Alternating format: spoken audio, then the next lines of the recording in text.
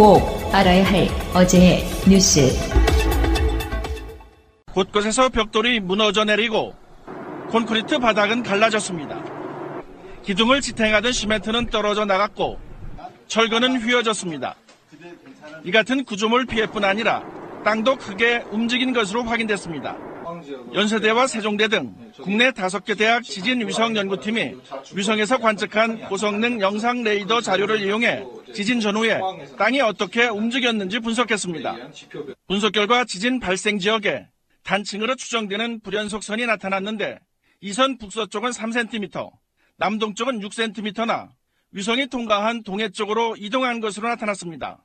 북쪽과 남쪽이 다 상승을 했다거나 또는 단층대를 중심으로 전체적으로 동쪽으로 이동했다고 생각할 수 있고요. 아니면 이 두 가지가 복합적으로 일어나서 저희 위성에서 관측한 결과가 얻어졌다고 추정할 수가 있습니다.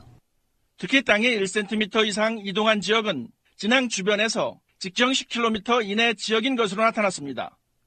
연구팀은 지진 피해가 큰 지역이 포항이나 주변 지역 전체가 아니라 진앙 주변 직경 10km 이내로 추정할 수 있는 부분이라고 설명했습니다. 포항 지진이 경주 지진에 비해 규모는 작지만 땅이 3배 이상 많이 움직인 것은 얕은 곳에서 발생한 데다 지반이 약했기 때문인 것으로 분석했습니다. 박지원, 정동영, 천정배 새 호남 지역 중진 의원들은 안철수 대표의 중도 통합 추진은 국민의당을 소멸시킬 것이라고 한 목소리로 비판했습니다. 박지원 전 대표는 자신의 SNS에서 안 대표가 중도 보수 통합으로 제2의 YS가 되려고 한다고 꼬집었습니다. 또 이는 다당제 확립이라는 국민의당의 창당 정신에도 맞지 않는다고 비판했습니다. 정동영 의원과 천정배 전 대표도 안 대표가 반개혁, 반호남, 반문재인에 매몰돼 적폐연대로 나아가고 있다고 정면으로 비판했습니다. 뜻을 모은 새 중진 의원은 가칭 평화개혁연대라는 당내 조직을 꾸려 행동에 나서기로 했습니다. 국민의당의 호남 출신 의원들과 초재선, 비례대표 의원들을 모두 망라한 조직을 꾸려 안 대표의 중도 보수 통합 추진을 저지하겠다는 계획입니다. 오는 21일 바른정당과의 통합 문제를 놓고 벌일 이른바 끝장 토론에서 참여 서명을 받은 뒤 본격적인 활동에 들어가기로 했습니다. 우리가 지향하는 이 정체성이 평화하고 또 개혁이기 때문에 궁극적으로 국민의당 40명 국회의원 중에 거의 전부가 우리의 뜻에 함께하고 동참하리라고 봅니다. 일각에서는 바른정당과의 통합으로 활로를 찾으려는 안 대표와 이에 반대하는 호남 중진이 정면 충돌하면서 자칫 당이 쪼개지는 것 아니냐는 우려의 목소리도 나오지만 이들 의원들은 당을 지키기 위한 것이라고 선을 그었습니다. 고 김건우 군의 어머니 김미나 씨가 분주히 발걸음을 옮깁니다. 임시 숙소에서 머물고 있는 김 씨는 하루 2번 세월호가 거치된 통제구역으로 향합니다. 수색과 조사 과정을 지켜보기 위해서입니다. 제가 우리 아이의 마지막을 보지 못했어요. 조금 늦게 나와가지고 아빠가 못 보게 했는데 저 배를 보면서 아이의 마지막을 같이 하고 있다. 고 정동수 군의 아버지 정성욱 씨는 수색 작업을 촬영한 파일들을 정리하는 작업에 한창입니다. 지금 작업 영상을 잘 파일별로 나누고 있어요. 이렇게 봐가면서 꼼꼼히 그날 있었던 것을. 유가족들은 세월호가 목포신항에 들어온 지난 3월부터 컨테이너에 상주하며 현장을 기록하고 있습니다. 동거차도 산중턱에서 사고 해역을 내려다보던 생활까지 더하면 몇 년째 세월호 곁을 떠나지 않고 있는 겁니다. 왜 구하지 않았니? 구할 수 있는 충분한 시간이 있었는데 그 이유를 알고 싶어서 세월호를 계속 쫓아다니는 겁니다. 다른 이유가 없어요. 아이가 마지막 순간을 보낸 세월호를 코앞에서 바라보는 일은 여전히 고통스럽습니다. 정말 괴물 같았어요. 인간의 욕심덩어리잖아요, 저게. 정말 악마 같았고 용서할 수 없는 배였어요. 하지만 훗날 떳떳하게 아이를 만나기 위해선 일을 멈출 수 없습니다. 엄마니까. 이건 뭐 바뀔 수 없는 거잖아요. 엄마니까. 내가 안 하면 누가 할 건데. 차디찬 바닷바람에 더욱 뻣뻣해진 세월호는 오늘도 아무 말 없이 무겁게 누워 있습니다. 유가족들은 말 못하는 세월호의 옆을 지키고 있습니다. 방송 중간에 좋아요를 눌러주시면 새날팀들에게 큰 힘이 됩니다. 미리 감사합니다. 소유 방송 출연자들의 평균 연령은 26세입니다. 청년들의 목소리를 들어보자는 의도로 기획된 방송입니다.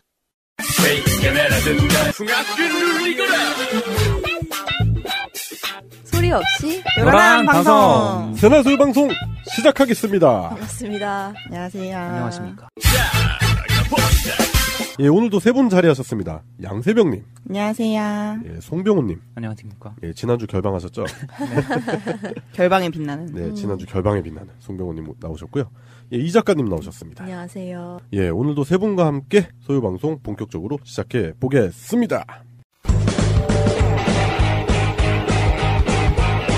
제도로서의 민주주의가 흔들리고 구타는 일은 이제 없습니다. 민주주의가 밥이고 밥이 민주주의가 되어야 합니다. 예, 어느덧 정식 코너로 자리 잡았죠? 이게 너무 좋아요, 사실. 근데 얼마 안 남았잖아요. 네. 아쉬워. 이에이치카가 얘기했잖아요. 역사는 과거와 현재의 끊임없는 대화다. 지겹다, 그거. 인정. 그 책을 읽었더니 지겨워. 그래요? 네. 하여튼, 예, 소유방송이 벌써 99화네요. 네. 그럼 99화면은 네. 이번으로 이 코너 끝나는 거예요? 지금 고민 중입니다. 너무 아쉬워요, 사실. 근데 매번 준비하는 저도 부담이 되거든요. 그럼 101화가 되면 이제 101년에 있었던 일을.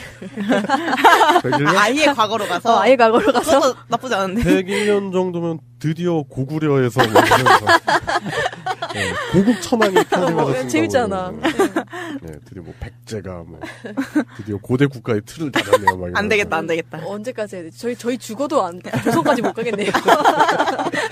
이거는 이제 봐서 이제 2000년대 초반 얘기도 재밌는 얘기가 많고 네. 또 되짚어볼 만한 사건들이 많기 때문에 2000년대로 넘겨야죠. 아무래도. 예, 그래서 100일하면 2001년 이런 식으로 해야 되는데 예, 그건 오로지 제 의지에 달려 있는 문제라. 네.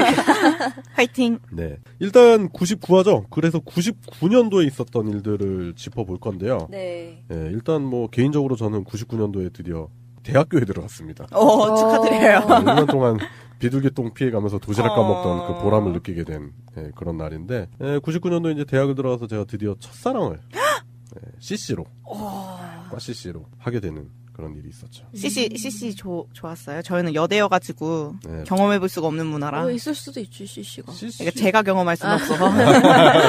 당연히 많죠. 성향은 아니고. 99년도 이제 CC가 됐는데 제가 그 전까지 이제 숙맥이었어요. 지금 딱 안 그래 보이잖아요.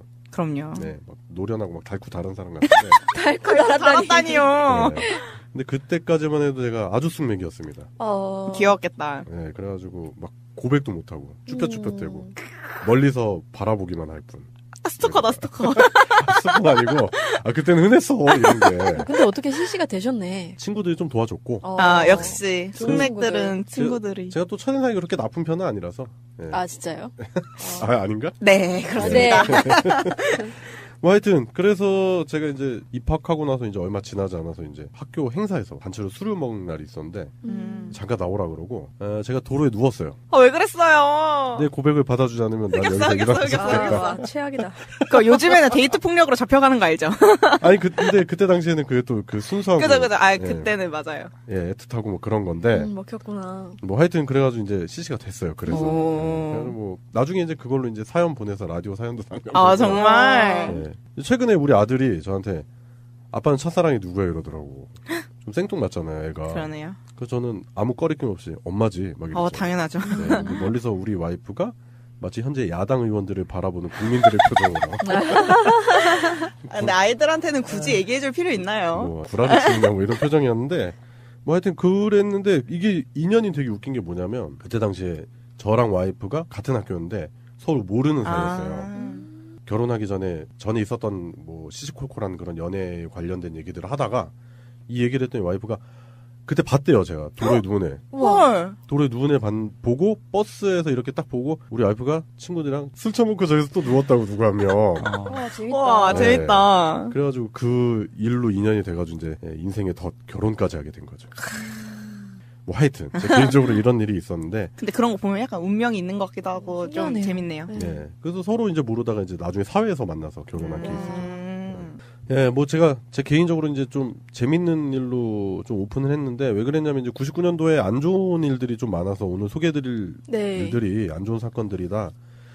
예, 일단은 좀 분위기를 화기애애하게 환기시키고 갈 겸해서 좀 말씀드린 거고요. 예, 99년도에 좀 안타까운 사건이 많았어요. 일단 첫 번째 사건이 이제 시랜드 수련원 화재 사건이라고 예, 그 대형 참사가 일어났죠. 근데 문제는 당시 이제 피해자들이 어린 유치원생이었다는 게 문제였어요. 네. 보니까 이게 6월 30날 일어난 사건이고 네. 경기도 화성군에 있던 그 시랜드 청소년 수련원에서 일어난 건데 당시에 초등학생, 유치원생 그리고 뭐 인솔 교사나 강사분들까지 해서 다 544명 있었는데 유치원생만 19명, 네. 강사 및 교사 4명 이렇게 23명 사망하셨어요. 네. 예, 적합한 기준이 아닌데 개설 허가를 내줬다라는 그런 의혹까지 나중에 네. 이제 관련 공무원 폭로까지 있었고 그리고 사고가 났을 때 초동 조치가 너무 미흡했다는 거. 1시간 뒤에 소방이 왔다고 하더라고요. 예, 그 화재가 여러분도 잘 아시겠지만 이게 화재가 문제가 뭐냐면 불에 타서 뭐 이런 게 문제가 아니라 연기? 예, 그 연기가 발생을 하잖아요. 근데 그게 한꺼번에 나중에 폭발하기도 해요.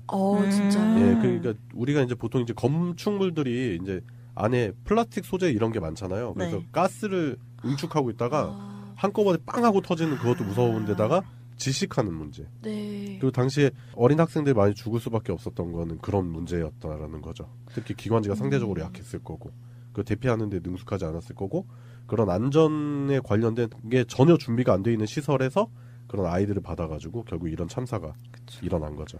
보니까 문제가 진짜 많았더라고요. 뭐 네. 지어질 때부터 문제고 뭐 수사까지도 문제인데 첫 번째로 대두된 게 원래 모기향에서 불이 번졌다라고 했는데 실험 결과 모기향으로는 그렇게 화재가 날 수 없다는 걸 확인했고 네. 그래서 전기 누전 쪽으로 의견이 모아지고 있는 상태래요. 근데 원인을 결국에는 밝혀내지 못한 걸로 네. 마무리가 됐죠. 예, 그래요. 그래가지고 당시에 이제 또 안타까운 게 필드하키 국가대표 선수가 계셨어요. 김순덕 선수라고. 그분의 장남이 이제 여기서 잃고 이분이 그 나중에 이제 그 보도 프로그램에 나오셨는데 뉴질랜드로 아예 다 이민을 가버렸어요. 가족들이. 더 이상 한국은 희망이 없다 하고 받았던 금메달, 뭐 훈장 이런 거 다 반납하고 더 이상 이 나라엔 환멸이 힘이 없다. 났네요. 그렇죠. 얼마나 상심이 크겠어요. 그러니까 이분이 결정적으로 그 마음을 굳히게 된 게 그 뒤에 일어났던 인천의 인현동 화재 사건.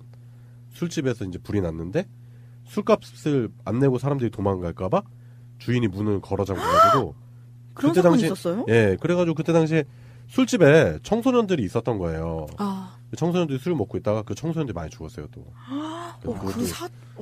그것도 99년도에 있었던 참사 중에 하나죠. 총체적 난국이네요. 미성년자 음주에. 네. 그 인천 화재 사건은 호프집 화재 사건 이렇게 얘기하는데 아직까지도 많이 회자된 사건이고요.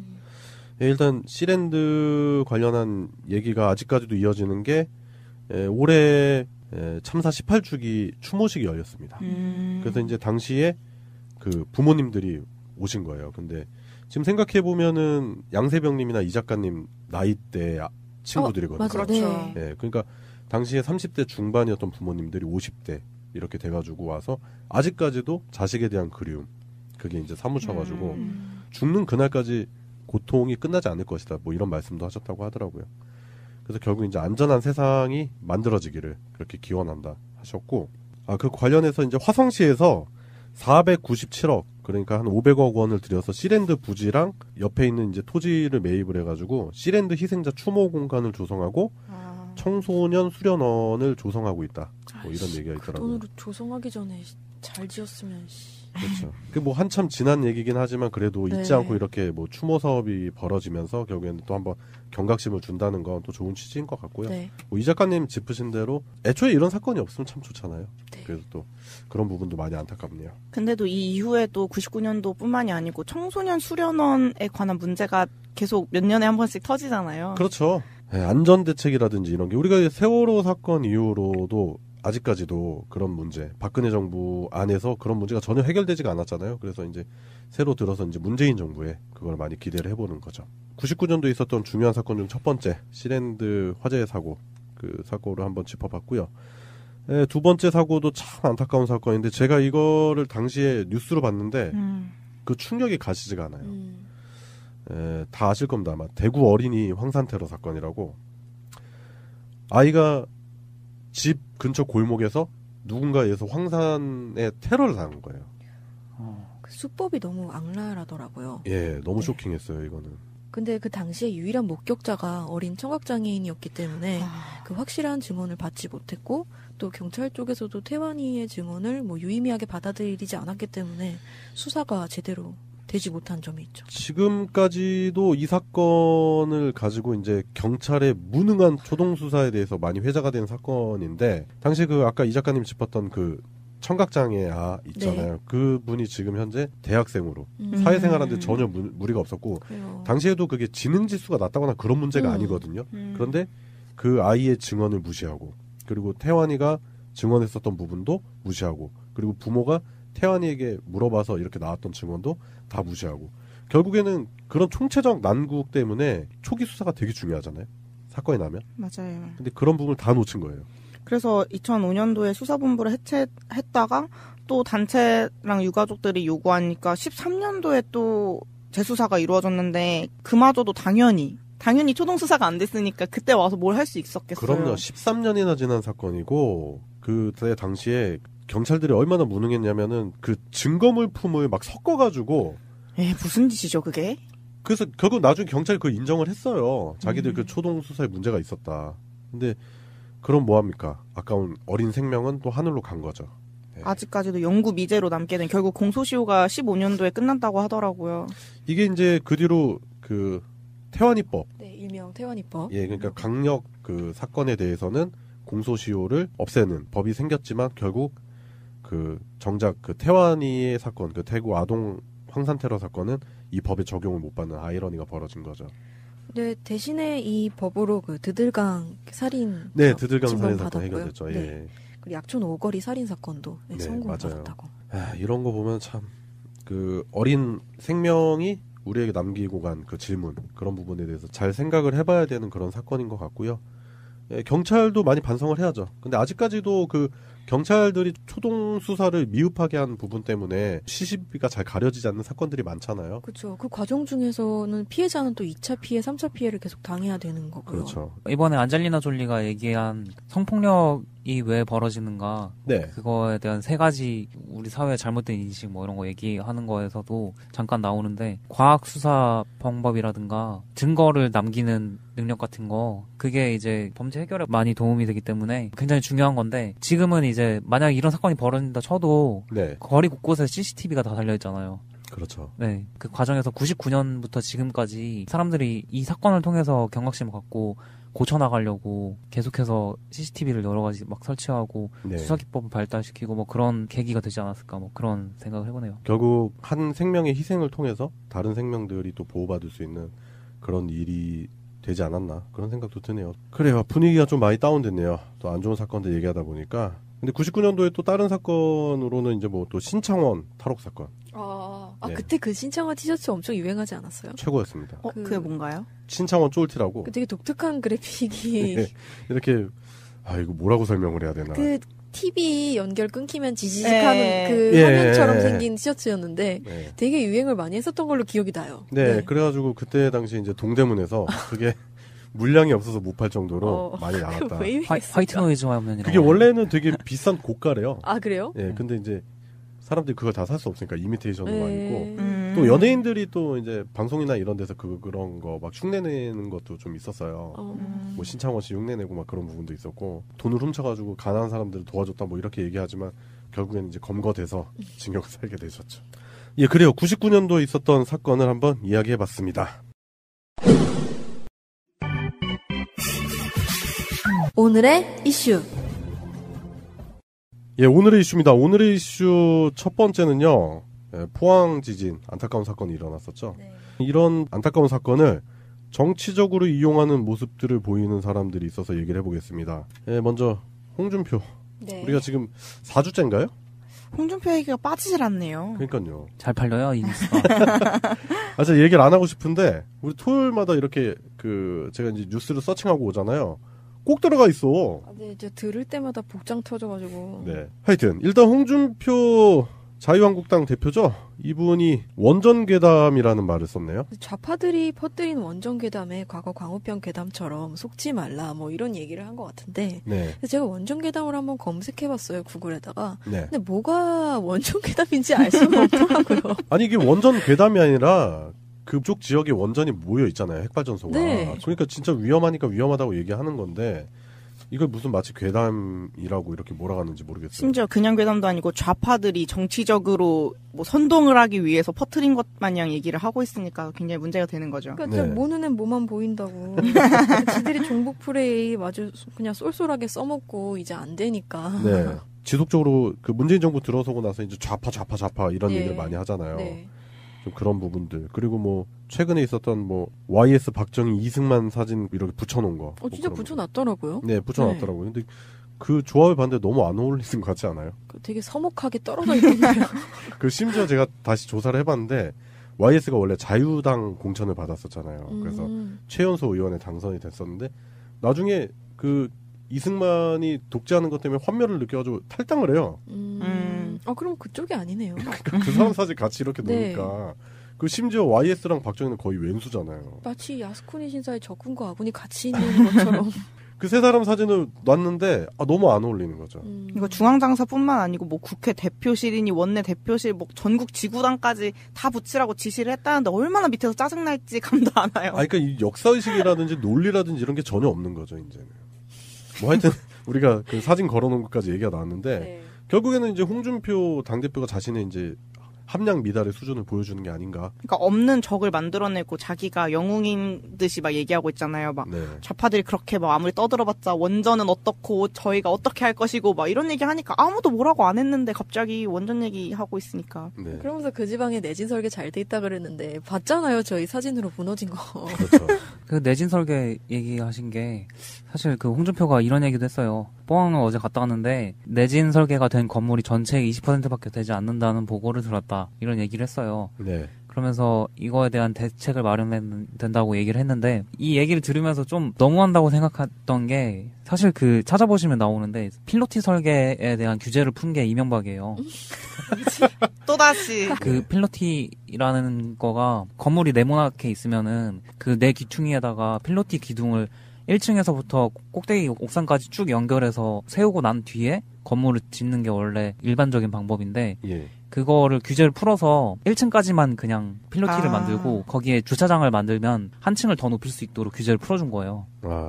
그렇게 해서 주차 공간을 만들어주는 대신에 공적인 일이니까 그만큼 한층 더 올릴 수 있는 그 권리를 보장해주겠다 이런 내용인데 겉으로 보기에는 그래서 주차 공간도 만들고 어떤 그 경제적인 효과를 노리는 거죠. 근데 그런 식으로 하게 되면은 1층에만 필로티가 되기 때문에 위층은 그러니까 사실 다 무너지는 지진이 거잖아요. 나면은 위가 쏟아질 수 있는 거잖아요. 아래가 비어 있으니까. 네. 근데 그런 거를 본인들이 다 풀어서 엄청나게 원룸 만들 때 요즘 다 그렇게 만들거든요. 맞아요. 그 빌라 같은 경우도 대부분 다 주차장? 맞아요. 1층 이런 식으로 시작이 되잖아요. 네. 그 내진 설계 자체가 완전 안 들어가는 거기 때문에 안전 점검이라고 그 건물이 얼마나 안전한지 이제 측정을 하는 게 있어요. 네. 그걸 하게 되면은 실질적으로 그걸 하게 되면은 통과할 수 있는 건물이 거의 안 남을 정도로 지금 완전 엉망이 돼 있거든요. 근데 그걸 만든 게 이명박. 네, 그런 상황을 만든 본인들이 이런 주장을 하는 게 이게 적절한 건지 모르겠어요. 그래서 이명박 사진 안 걸었나? 새가 날아든다는 여러분들의 하트를 먹고 삽니다. 잊지 않으셨죠? 에피소드 제목을 누르고 플레이가 되면 오른쪽 위에 하트를 꼭 눌러주세요. 오늘도 감사합니다. 더 많은 분들이 들을 수 있도록 하트 꼭 눌러주세요. 홍준표 이런 말도 안 되는 자가당 작식 논리 지겹습니다. 이제 더 이상 들어줄 수 없는 참아줄 수 없는 정도의 수준이고요. 매번 말씀드리는 거지만 이 정도면 이제 질환이죠. 네. 보호시설에 그 심각하게 상담을 고려해봐야 되는 수준이 아닌가. 사회성도 떨어져요. 이런 사람들이. 또 소통도 안 되고 주변 사람도 다 피곤하게 하고 그런 존재 같아요. 네, 그리고 당대표도 이 모양인데 최고위원이라는 사람 있죠? 류여애 씨. 네. 예, 말도 안 되는 막말을 쏟아냈습니다. 자유한국당이 일관성은 있는 것 같아요. 그 천벌이라고 지진을 천벌이라고 묘사를 했죠. 네. 분노해서 정부한테 이걸 어느 시대야. 진짜 이게 얼마나 잔인한 표현이냐면 그래요. 이제 현 정부가 얼마나 믿겠어. 자기랑 반대되는 입장에 정치적으로 반대되는 입장에 사람들이니까 싫겠죠. 그렇다 하더라도 대형 참사가 나서 국민들이 고통을 겪고 있는데 그 사건을 가리켜서 뭐 하늘이 내린 천벌이라 그러면 안 됩니다. 천벌이라 그러면은 다 찾아가지고 발본색원 한대요. 류여애가. 자기는 천벌이라는 말을 쓰지 않았다. 이렇게 궁색한 변명을 했죠. 그러니까 천벌 이라는 의견이 있다라면서 자기 의견을 거부하는 듯한 그 발언을 했죠. 그래서 네.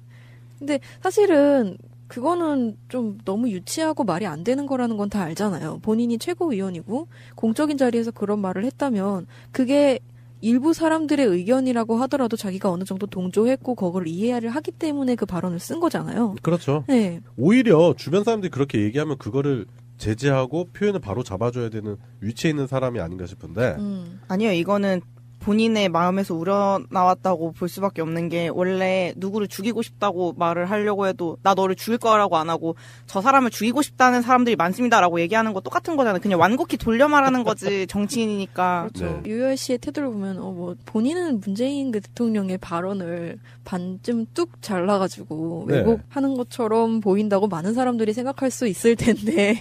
네. 아니 과거에 또 그런 모습도 많이 보여줬었고요. 그리고 또 그 당대표 나왔을 때 이렇게 유세하는 거 보면은 솔직히 정상적인 사람이라고 보기 힘들잖아요. 그렇죠. 이건 아니야 뭐 이런 거. 이건 아니야 정말 이건 아니야 정말 이건 아니야. 아까 그 천심 그런 표현 자체도 되게 전근대적인 표현이잖아요. 그렇죠. 네, 약간 그게 시스템이 되게 미흡하고 사회에 대해서 약간 어느 정도 이해가 안 됐을 때, 그러니까 고대 사회에서 나타나는 게 그 천심 이런 거잖아요. 네. 무슨 재정일치 사회예요 우리가? 아니 그럼 문재인 대통령이 하늘에 대고 절이라도 해야 되고 이렇게 기원제라도 지어야 되고 이거 말도 안 되는 소리를. 이게 진짜 자유한국당 수준이 이 정도입니다. 그러니까요. 더 이상 이제 수준에 대해서 거론하고 싶지도 않아요, 이제. 옛날부터 되게 막말을 많이 해왔잖아요. 예전에 기사에서 봤는데 예전에 문 대통령의 탄핵 사유를 얘기를 하면서 무슨 헌법재판소장 권한대행을 존중해야 된다는 그 문 대통령의 SNS 글이 있었는데 그걸 얘기하면서 이것은 직무유기이자 헌법 위배다 이런 식으로 얘기를 했는데 이때 홍준표 대표가 오버액션하지 말라 이렇게 얘기를 했대요. 나 이거 너무 웃긴 거야. 홍준표가 그렇게 얘기할 정도로 막말을 안 맞아. 뭐 묻은 게 나무란다 너무 진짜. 웃겼어요 이거. 너무 웃겨. 웃기지도 않고 진짜 이제 포기했어 이 사람들. 그냥 뭔 얘기만 나오거나 이렇게 매스컴에 얼굴만 나와도 웃겨요. 그러니까 이분이 악플이 많다는 걸 본인도 알고 계셔요. 그래가지고 악플 보면서 즐긴다고 이게 그런 얘기 있잖아요. 무관심보다 악플이 낫다. 관심이 있는 거다 이런 얘기 많이 하는데 아니에요. 이 사람 이제 보니까 정치인들이나 특히 관종들은 이런 자기한테 안티적인 그런 것도 되게 즐기거든요. 맞아요. 악플을 보면서 즐긴다. 그만큼 나를 인정하는구나. 고맙다는 생각이 든다. 이렇게 얘기를 하더라고요. 태극기로 두드려 맞는 한이 있더라도 그 현장에 나가잖아요. 이게 관심 받고 싶은 거거든요. 맞아요. 정상적인 사람은 본인의 신체에 위해가 갈 수 있는 상황이 벌어질 수 있는 곳에 안 나타나죠. 근데 본인은 관심이 필요하거든. 근데 어떻게 보면 관심도 관심인데 저는 그 사람 보면서 누가 자꾸 떠오르냐면 사이비 종교 전도하시는 분들 있잖아요. 어떤 모욕을 받아도 그게 자기의 순교라고 생각하시는 분들이요. 소명. 네, 소명. 그러니까 약간 그런 것도 떠오르는 거예요. 네. 이분도 제가 봤을 때 이제 질환이 좀 의심돼요. 그럼요. 네, 솔직히 몇 명 있어요. 제가 질환으로 의심하는 사람들이 아까 말씀드렸던 홍준표, 그다음에 이분 류여애 씨. 그리고 예전에 얘기했었잖아요. 정미홍 이런 사람들. 너무 많은데. 나경원. 그다음에 또 조원진, 또 김진표, 그리고 또 신동욱 이런 사람들. 이 정도 수준의 사람들은 제가 봤을 때 거의 질환이다. 그 중에 이제 굳이 탑3를 따지자면 그 중에 류여애가 포함된다. 그런 생각까지 들어요. 그리고 자신이 얘기한 게 이러이러한 지적이 나오고 있습니다를 마치 언론에서 지적이 있다는 걸 빼고 자기 발언인 마냥 얘기를 했다고 억울하다고 얘기를 했잖아요. 네. 근데 이 사람이 문재인 대통령이 팡목항 방명록에다가 글을 썼던 거를 되게 이렇게 한 부분만 봐가지고 공격하는 고맙다라고 했는데 네네네. 얘들아 너희들이 촛불광장의 별빛이었다. 너희들의 혼이 천만 불꽃이 되었다. 미안하다 고맙다라는 글을 방명록에 올렸는데 페이스북에다가 왜 고맙다고 썼을까? 막 다시 한번 생각해 봅시다, 여러분. 막 이러면서 비꼬는 식의 얘기를 막 올려요. 왜 고맙다고 썼을까를 이해 못하는 거잖아요. 그러니까 맥락 없이 세월호 그냥 사건에 대한 공감 능력이 없는 사람입니다. 그렇죠. 이 사람은. 그러니까 본인이 류여해인 거죠. 그렇죠. 아니 제가 기억나는 게 뭐냐면 문재인 대통령이 이제 당시에 세월호 사건이 일어나고 나서 팽목항에 조용히 갔다 오셨어요. 그래서 우리가 소위 얘기하는 뭐 주요 언론에는 그렇게 많이 노출이 안 됐고 진보 언론 쪽에서 많이 회자가 됐었는데 가가지고 어떤 정치적인 뭐 스탠스 그런 거 전혀 없었어요. 발언도 안 하고 그냥 그 현장만 이렇게 묵묵히 보고 왔었던 그런 모습이 기억이 나는데 그 진정성이죠. 그 진정성으로 아이들한테 미안하고 고마운 마음이 왜 안 생기겠습니까? 그러게요. 예. 그런데 그 고맙다라는 표현 하나 가지고 이런 식으로 매도하는 질환이네 이 정도면. 그러니까 그런 느낌인 거죠. 그렇게 책임감이 많다며 그러면 이런 천재지변까지도 다 책임져봐 이런 느낌인 거고. 아 유치해. 이게 이런 공격 자체가 네. 뭐 한 번 있는 게 아니잖아. 노무현 대통령 때 생각해 보면은 비가 좀 덜 와서 가물기만 해도 그게 다 내 책임인 것처럼 느껴진다라고 노무현 대통령께서 말씀을 하셨잖아요. 그런 상황 자체를 다시 또 만들어내고 있는 거죠. 그때 뭐 엄청나게 몰아갔잖아요. 뭐 무슨 일만 있어도 다 그냥 대통령 탓이었잖아요. 그때는 그런 식으로 세뇌시킨 거죠 언론들이. 그리고 그때 당시 야당이. 근데 그런 행보를 똑같이 10여 년이 지난 후에도 똑같이 이어가려고 하는 그런 모습을 보여주는 거죠. 그래요. 뭐 류해 같은 존재감 없는 사람들 자꾸 회자시켜주면 안 될 것 같아서 여기까지 하고요. 총체적으로 자유한국당 자체도 지금 문제를 많이 낳고 있어요. 홍준표 얘기를 또 해야 되는데. 홍준표를 포함한 홍준표와 아이들이네. 네. 예. 이재민 대피소에 가서 구태여 연설을 하겠다고. 아 진짜 민폐입니다. 네. 안 그래도 대피소가 좁아가지고 연단에서까지 쉬고 있었는데 그런 사람들 다 내쫓고 굳이 연설을 하겠다고. 그것도 오랜 시간.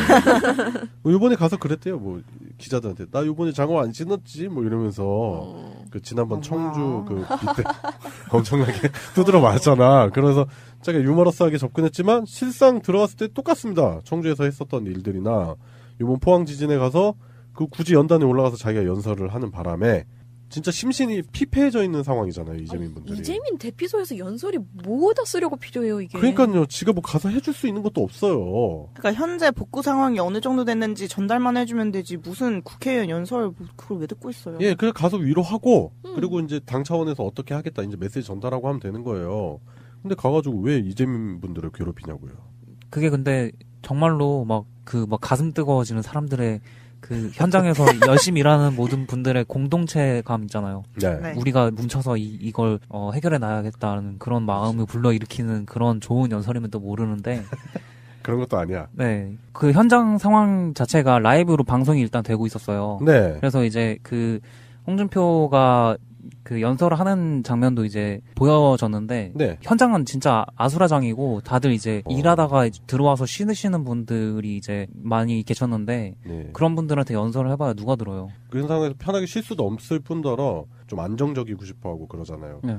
일단은 뭐 밖에 뭐 어떻게 될지 그 미래 자체도 불투명하고 하는 상황인데 와가지고 그렇게 듣기도 좋은 목소리도 아닌 사람이 장시간 그렇게 떠들면 얼마나 짜증이 나겠어요. 그렇죠. 싸버리고 싶겠다.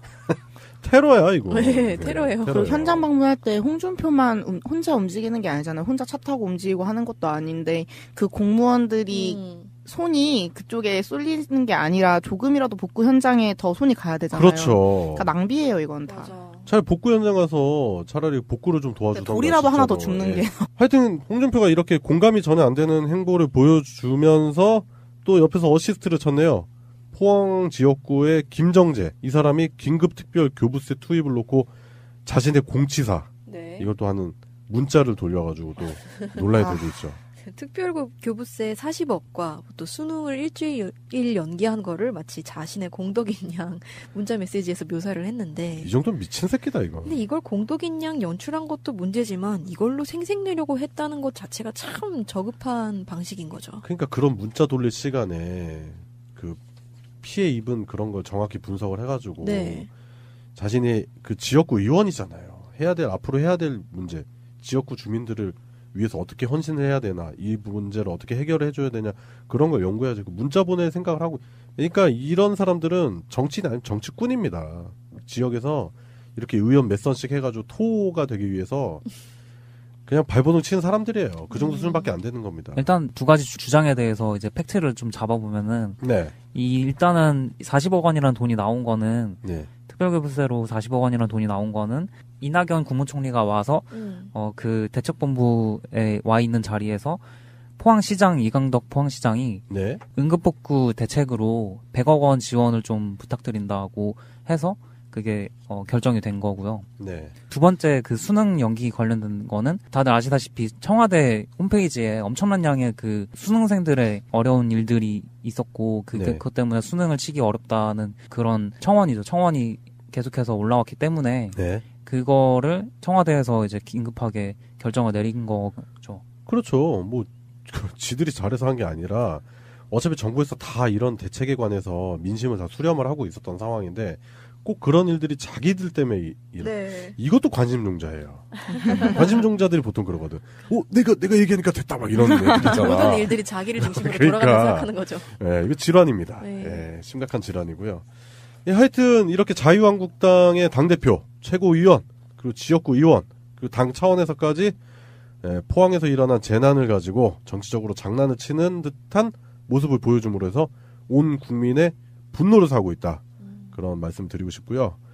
자유한국당 이 정도 수준입니다. 제일 야당이란 데가 이 정도 수준이고 지금 뭐 보수 대통합을 한다네 뭘 한다네 하는데 이 정도의 사람들이 모여가지고 자기들이 보수라고 떠드는 것 자체도 참 부끄러운 일인 것 같고요. 네, 이런 사람들을 지방선거부터 해가지고 착착착착 정리를 하는 게 우리 국민들의 몫이 아닌가 그런 생각이 듭니다. 예, 첫 번째 이슈였습니다. 예, 오늘의 이슈 두 번째입니다. 오늘의 이슈 두 번째는요. 할복을 하시겠다고. 사무라이 등장. 할복 어떻게 하시는지 아는 건가? 할복 뭔지 알고 하겠다고 한 건가? 할복이 뭔지는 알겠죠. 그게 이제 할복이라는 게 제가 예전에 봤는데 할복을 하면서 누가 옆에서 도와줘요. 뭐가 칼로 팍 쳐주거든요. 그거는 특혜예요. 예. 카이샤코 해주는 건 특혜고요. 네. 네. 맞아요. 그 귀족들 특히. 네. 아니면 고통스러우니까. 네, 그냥 질질거리고 죽는데. 하여튼 최경환 의원이죠. 자신의 그 특수 활동비 수수 의혹에 대해서 사실일 경우 할복하겠다. 이런 발언을 했습니다. 근데 아무도 위기감을 느끼거나 이렇게 막 어떡하지? 저 사람 저러면 안 되는데 막. 아무도 단 한 명도 그러지 않았어요. 네, 제가 이제 SNS를 하잖아요. 네. SNS는 환영하는 그 분들이 많아요. 네, 그래서 벌써부터 이제 합성 짤이 돌아다니고 있습니다. 친절하게 이 작가님처럼 방법도 알려주고 이렇게 고통스럽지 않으려면 네, 도우미가 우선 필요하다. 목욕 재개를 하시고요. 근데 제가 봤을 때 앞에 흰 천을 깔아주십시오. 그 옆에서 이제 목을 쳐주잖아요. 네. 그거를 제가 봤을 때 홍준표가 버렸죠 홍준표가. 그러니까 네, 친박에 대한 마지막 예우야 막 이러면서. 하여튼 지금 그 국가정보원장들이 네. 그 박근혜 정부 동안 청와대에 특수활동비를 상납을 했다라는 지금 정황들이 어마어마하게 쏟아져 나와 있는 상황에서 이병기 전 국정원장이 특수활동비 삭감을 막기 위해서 당시 새누리당 최경환 의원에게 1억 원을 줬다고 진술을 했답니다. 네. 그래서 이제 최경환 의원은 다음 주 정도에 검찰의 소환 조사될 전망이라고 하는데 이런 그 보도가 쏟아져 나오니까 결국에는 자신이 할복을 하겠다. 근데 참 재밌는 게 할복이라는 게 사실은 처벌받는 형벌이잖아요. 네, 그렇죠. 그러니까 본인의 죄를 이미 인정하고 벌을 받겠다는 거죠. 어떻게 보면. 네, 그렇죠. 또 그런 대승적인. 예, 그래서 결국에는 그 특수활동비 1억 원 수수에 관련된 혐의에 대해서 더불어민주당은 도저히 용서할 수 없는 범죄 행위라고 비판을 했고요. 그 개인적인 이익을 위해서 국가 예산을 낭비한 행위다. 네. 이렇게 결론을 냈죠. 심지어 당시에 최경환이 경제부총리 겸 기획재정부 장관이었잖아요. 제가 참 할 말이 많습니다. 예, 그러니까 그렇죠. 이제 뇌물수수 혐의 자체도 더 이제 가중처벌해야 되는 상황이 아닌가 하는 거죠. 그렇죠. 그때 당시에 경제부총리 겸 기획재정부 장관이었죠. 그래서 소위 초이노믹스라는 완전 개 실패한 쪽방난 경제정책 네. 발표해가지고 온 국민을 더욱더 도탄에 빠뜨리게 만든 거죠. 근데 정의당의 반응이 좀 더 재미있어요. 그죠? 정의당 같은 경우는 이제 그 할복자를 방지하기 위해서 신병을 그러니까 신병을 확보해야 된다. 된다. 그게 최 의원을 걱정한다기보다는 엄중한 법의 처벌을 받을 수 있도록 할복 말고 법의 처벌을 받을 수 있도록 해야 된다. 이렇게 또 재미있지만 유의미한 이런 또 반응을 냈죠. 약간 그 어감이 어이구 그랬어? 이런 느낌인 거예요. 예, 이에 반해서 홍준표 대표는 잘못했으면 처벌을 받는 것이 당연하다라면서 이렇게 버리기를 시전하시고 근데 거기에서 갑자기 뜬금없이 노무현 대통령 얘기가 나오면서 아니 뭐 잘못했으면 벌을 받는 건 당연하지만 그러면 노무현도 조사해야지 라는 식으로 나오고 있어요. 네, 미친 새끼입니다. 그러니까 기승전결이 항상 이런 식으로 끝나는. 그 제가 저번 방송 중에 한 번 얘기했었던 적이 있었는데 그 홍준표 씨는 그 노무현 대통령에 대해서 컴플렉스가 심한 사람이에요. 제가 봤을 땐 그래요. 열등감. 예, 열등감을 자신의 정치적 표현으로 자꾸 활용을 하는데 그 면밀히 들여다보면 그런 열등감이 보여요. 저는. 노무현 대통령은 수사를 다 받고 구치소에도 들어갔었으니까 네. 본인도 이제 곧 구치소 들어갈 거잖아요. 네.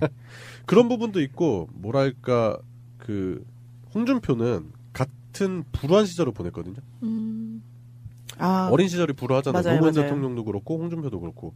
근데 노무현 대통령은 결국에는 그 사법 권력들에게 기생하면은 기득권이 될 수 있는 사람인데도 불구하고 그러지 않은 인생을 살았죠. 근데 홍준표는 기생을 하고 그걸 이용해가지고 무고한 사람도 처벌받겠다는 의혹까지 받고 있고 그런 사람이고 결국에는 막 방송이라든지 어그로를 통해서 자신이 꽤 괜찮은 사람이라고 어필을 하지만 사람들이 외면하잖아요. 아무도 맞아요. 예, 근데 노무현 대통령은 그렇지 않고 사람들이 모이잖아요. 사람들이 떠나가고 모이고 얼마나 열등감이 느껴지겠어요. 그렇죠. 내가 부족한 게 뭔데? 막 이러면서. 그리고 그 수사를 확대하는 그 검찰에 대해서도 뭐 얘기를 하던데 정권에 뭐 충견이 되어서 다른 사건은 뭐 능력이 안 되니까 댓글 수사에만 그렇게 힘을 쏟는다 이러면서 비난을 하기 시작했어요. 네, 그러니까 뭐 그 자꾸 그런 식으로 해가지고 진실을 왜곡하려고 하는 사람이 범인이죠. 네, 그 MB 정권 때 다른 중요한 사건들을 안 하고 댓글 공작만 했으니까 지금 댓글 수사를 하는 거잖아요. 그렇죠. 그러니까 이런 식으로 나오는. 예, 지금 적폐청산의 일환이잖아요. 이런 식으로 해서 자꾸 하나하나 우리 사회를 병들게 하고 있는 적폐를 청산하려고 하는데 자꾸 그 적폐청산을 마치 정치 보복인 양 이렇게 자꾸 왜곡하는 이런 행보들. 나중에 다 심판 받을 겁니다. 예, 그리고 이제 최경환 의원도 그렇지만 할복을 과연 할까 사람들이 이제 거기에 관심이 많이 모여 있잖아요. 또 일각에서는 또 이렇게 얘기를 하시더라고요. 얘들이 평소에 얼마나 구라를 많이 쳤냐 국민 상대로. 맞아요. 그래서 이번 할복도 그냥 해프닝으로 끝날 것이다. 뭐 당연히. 네. 당연한 거죠. 정치적 수사죠. 장지질 사람도 좀 안 지졌고. 네. 바다에 빠져 죽어야 되는 그럼요. 사람도 빠질 장소 다 나열해놨더니 고르지도 않고.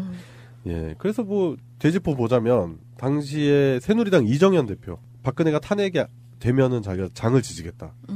장 안 지졌죠. 사실 최경환도 계속해서 박근혜 옆에 남아있겠다고 했는데 네, 그냥 튀어버렸었고요. 네.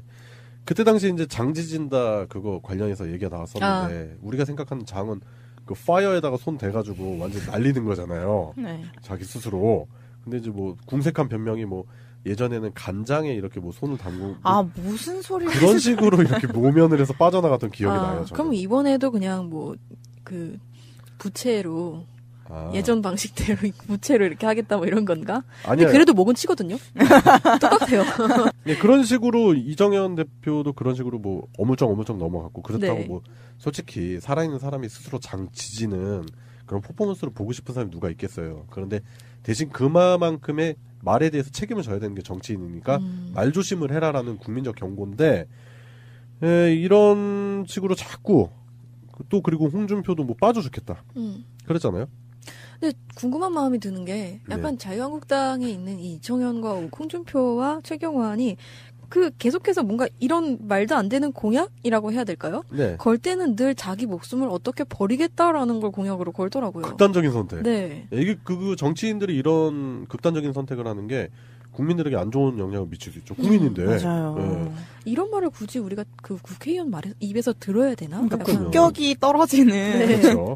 이게 좀 그런 게 이 상황 자체가 지금 국정원에서 특수활동비 1억 원을 받았는데 1억 원 받은 사람이 지금 할복하겠다고 한 거 아니에요. 네. 네, 그거는 사실 본인 의도는 더 많이 받은 다른 사람이 있잖아요. 네. 네, 특수활동비를 똑같은 국정원에서 더 많이 받으신 다른 분들을 위하여 네. 본인이 다 끌고 가겠다. 네. 내게 벌을 주시오라고 얘기를 하는 건데, 그러니까 쉽게 말하면 그냥 허수아비죠. 네. 새로운 허수아비가 되겠다는 건데 그럼 1억 받은 사람은 할복해야 되니까 2억 받은 사람은? 이런 질문을 당연히 할 수밖에 없는 거잖아요. 우리 입장에서. 만들어야 될 것 같아요. 룰을. 네. 2억 정도는 거열, 3억 정도는 능지처참, 뭐 4억 정도는 뭐 하여튼 뭐 그런 거. 화형. 가실 분들이 참 많네요. 뭐 6억 정도면 뭐 이제 뭐 전기톱 뭐 이런 거. 무서워. 네, 하여튼 이런 식으로 자꾸 지키지도 못할 그 공수표죠, 공수표. 네. 공수표 남발하면서 뭐 자신들이 결백하다고 하는데 뭐 결백할지 안 결백할지는 법정에서 판결이 되겠죠. 그렇죠. 본인 예. 내장으로 증명할 게 아니라. 그렇죠. 우리가 굳이 뭐 그 사람이 할복을 하건 안 하건 그런 너저런 목숨에는 관심 없습니다. 맞아요. 단지 잘못을 했으면 엄정하게 법의 심판을 받는 게 맞다라고 보여지고 그 법의 심판 앞에서 제대로 처벌을 받았으면 하는 그런 바람이 있을 뿐이지 뭐 활복을 하시건 활복을 잡수시건 저는 별로 관심이 없다. 그런 말씀 드리고 싶네요. 예, 오늘의 두 번째 이슈였습니다. 국민들은 국가의 존재 이유가 무엇이냐고 물었습니다. 어려울 때 국가가 지켜주고 있다는 믿음을 주어야 그것이 국가의 존재 이유입니다.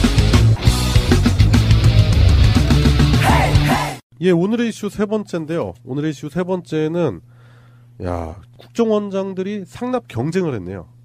밝혀진 바에 따르면 국정원이 불법적으로 사용한 특수공작비 사업비 규모가 모두 70억 원에 달한다라고 하네요. 대단하다. 아까도 말씀드렸지만 1억 받은 사람이 할복인데 전체가 70억이야. 69억을 이제 n분의 1은 아닐 거 아니에요. 그 뭘 해야 되지, 이제? 69명이 받았을 건 아니잖아요. 그럼요. 우리 예. 그네는 뭐 해야 되나?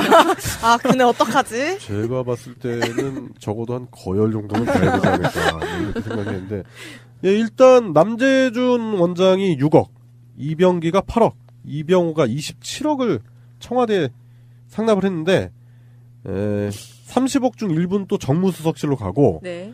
이게 또 비통한 게 뭐냐면은 이게 부패하면은 뿌리부터 썩잖아요. 네. 이파리도 썩잖아요. 이게 또 다른 식으로 이제 개인적인 직원들의 그 사적인 자금으로 쓰여지지 않았을까 그런 맞아요. 의혹도 제기되고 있어요. 사실 이병호 이제 국정원장 시절에는 박근혜한테 매달 1억씩 연금처럼 지급이 됐다고. 야, 무슨 캐시백도 아니고 말이야. 네. 진짜 너무 와. 진짜 분노를 금할 수가 없는 진짜 게 인생 편하게 산다. 이거 다 우리 돈이에요. 그러니까요. 이러니까 최경환이 그렇게 억울해하지. 아, 자기는 이해가 일을 된다. 받았는데. 아, 이해가 돼요. 박근혜는 활복을 한 달에 한 번씩. 다시 꼬매주고. 그렇지. 잔인해.